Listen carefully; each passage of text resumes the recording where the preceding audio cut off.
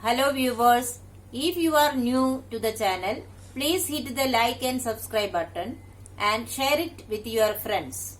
Also, click on the bell icon so that you get the latest information about the videos that are uploaded. Hello students, welcome back to the new video.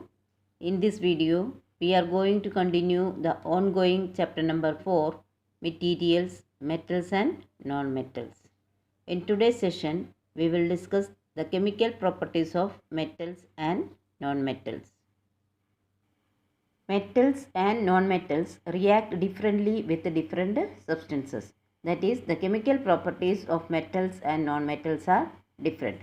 First of all, let us see how the metals and non-metals react with oxygen. Number 1. Metals. Metals react with oxygen to form metal oxides. These metallic oxides are basic in nature and thus turn red litmus solution to blue. So, what is the reaction between the metals and oxygen? Metals and oxygen react to form metallic oxides, and metallic oxides are basic in nature. And you know that any basic solution turns red litmus to blue. So, metallic oxides turn red litmus solution blue shows that they are basic in nature. So, this reaction we can write as metal plus oxide gives metal oxide. That is the general format of reaction of metals with the oxygen. Now, let us understand this reaction with the help of an example. That is burning of magnesium. A magnesium ribbon on heating burns in air, that is using oxygen from the air with a dazzling white flame to form magnesium oxide. This reaction is very fast. So, we can understand the reaction between metal and oxygen by taking magnesium as an example. So, when we burn the magnesium ribbon in the air, it gives a dazzling white flame. And this white flame is formed due to the formation of magnesium oxide. This reaction is very fast. We can represent this reaction like 2 Mg plus O2 gives 2 MgO, where Mg is the symbol of magnesium and O is the symbol of oxygen, and magnesium oxide is represented by MgO. So, this shows a balanced chemical reaction showing the reaction between magnesium and oxygen. Now, let us take another example, that is burning of sodium. Sodium is also a metal. It reacts with oxygen. Therefore, sodium reacts vigorously with oxygen at room temperature to form sodium oxide. As a result, sodium catches fire when left in open. Therefore, it is stored in kerosene. So, you have seen that sodium is a soft metal and it reacts vigorously with oxygen at room temperature to form sodium oxide. So, what is the reaction between sodium and oxygen? Yes, it readily reacts with oxygen to form sodium oxide, and as a result, the sodium catches fire very easily when left in the open. That is, when it comes in contact with oxygen, it catches fire very easily. Therefore, we cannot keep the sodium metal in open. Therefore, it is always stored in kerosene. So, what is the reason it is stored in kerosene? The sodium metal reacts with atmospheric oxygen very easily to form sodium oxide. Therefore, it catches fire easily. Therefore, the sodium metal is stored in kerosene. How can we represent this reaction? 4Na plus O2 gives 2Na2O. Here Na is the symbol of sodium, oxygen is represented by O, and sodium oxide, the formula is Na2O. The number in the left side shows the balancing factor. So, 4Na plus O2 gives 2Na2O is the balanced equation representing the reaction between sodium and oxygen. Now, let us discuss how the non-metals reacts with the oxygen.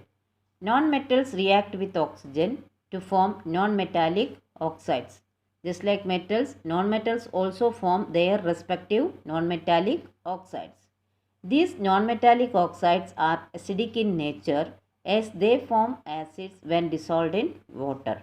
That is, the non-metallic oxides which is formed by the reaction between oxygen, they can form the acid when it is dissolved in water. Therefore, this acid, that is non-metallic acids, they turn blue litmus solution to red. So this shows that the non-metallic oxides are acidic in nature. So we can generally represent this reaction as non-metal plus oxygen gives non-metallic oxide. So what is the nature of the non-metallic oxide? It is acidic. Let us understand the reaction between non-metals and oxygen by taking certain examples. Let us take carbon first. You know, carbon is a non-metal. So burning of carbon is an example of the reaction between non-metal and oxygen. Carbon burns in air, that is oxygen, to form carbon dioxide. So when carbon is burnt in the air, it reacts with oxygen to form carbon dioxide. This can be represented as C plus O2 gives CO2. Here C is the symbol of carbon and O is the symbol of oxygen, and CO2 is the formula of carbon dioxide. So the 2 written at the suffix is representing its atomicity. Okay. Therefore, C plus O2 gives CO2 is a completely balanced equation representing the reaction between carbon and oxygen. So, carbon dioxide is formed as a result of this reaction. In the same way, when we burn sulfur, it forms sulfur dioxide. This can be represented as S plus O2 gives SO2. So, what is the reaction between sulfur and oxygen? Sulfur burns in air and forms sulfur dioxide. This can be represented as S plus O2 gives SO2, where S is the symbol of sulfur, O is the symbol of oxygen, and SO2 is the formula of sulfur dioxide. Now we have seen that non-metals reacts with oxygen to form non-metallic oxides. Now when these non-metallic oxides dissolve in the water, they form acids. For example, CO2, that is carbon dioxide plus water, gives carbonic acid. It can be represented as CO2 plus H2O gives H2CO3. Here CO2 is the formula for carbon dioxide, H2O represents water, and the formula for carbonic acid is H2CO3. Similarly, SO2 plus H2O gives H2SO3. That is, SO2 represents sulfur dioxide, H2O water, and H2SO3 is the formula for sulfurous acid. Now, these acids, when react with the litmus solution, it turns into red. Now, let us discuss an activity. The aim of the activity is to examine that metallic oxides are basic in nature.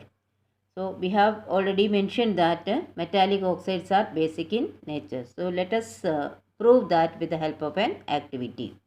The materials required for this activity are magnesium metal ribbon, Bunsen burner, sandpaper, a pair of tongs, matchstick or lighter, watch glass, distilled water, and litmus paper.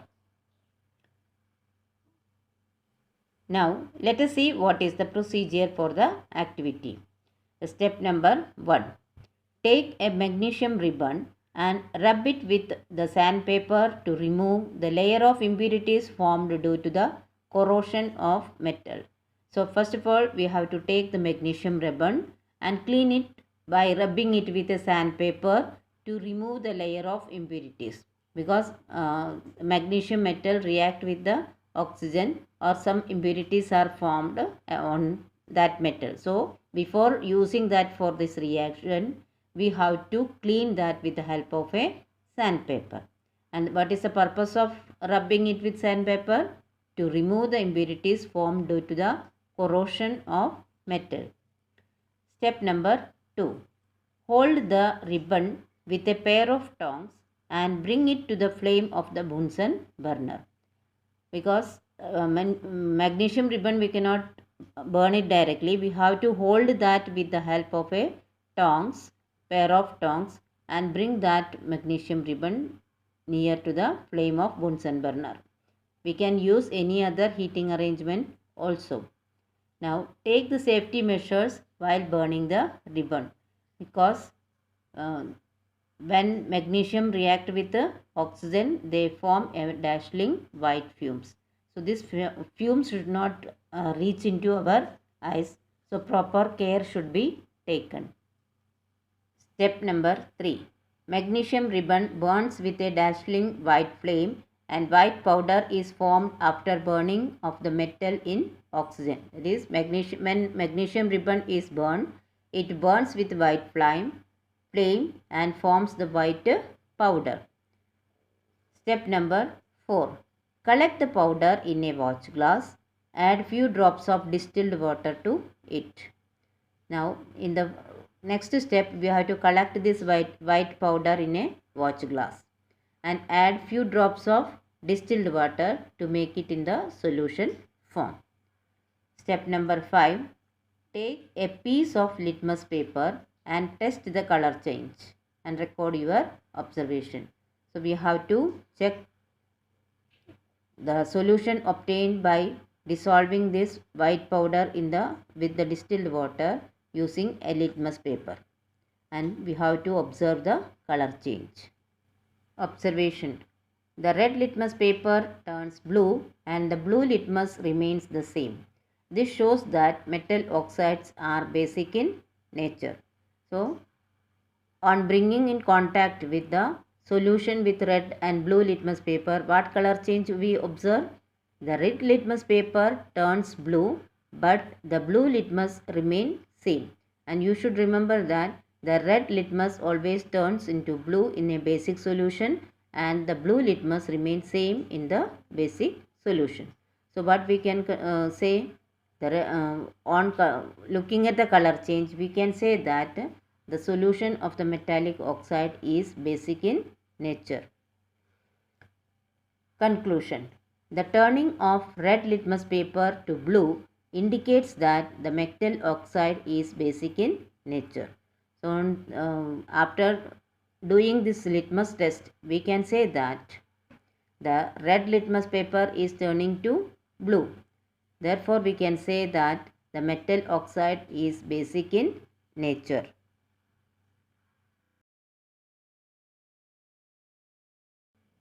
Now, let us discuss another activity, and the aim of the activity is to examine that non-metallic oxides are acidic in nature.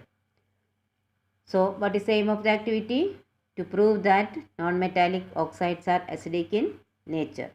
Materials required for this activity are deflagrating spoon or spoon with a long handle and bent spatula, sulfur powder, Bunsen burner, gas jar to collect the gas, lid to cover the jar, distilled water, watch glass and litmus paper. So, deflagrating spoon means the spoon which is used for burning the sulfur powder, or it can be replaced with a spoon with a long handle and bent spatula also. The burning arrangement, that is Bunsen burner we have to use, then gas jar to collect the gas, lid to cover the jar, distilled water, watch glass and litmus paper are the materials required for doing this activity. Now let us see what is the procedure. Step number 1.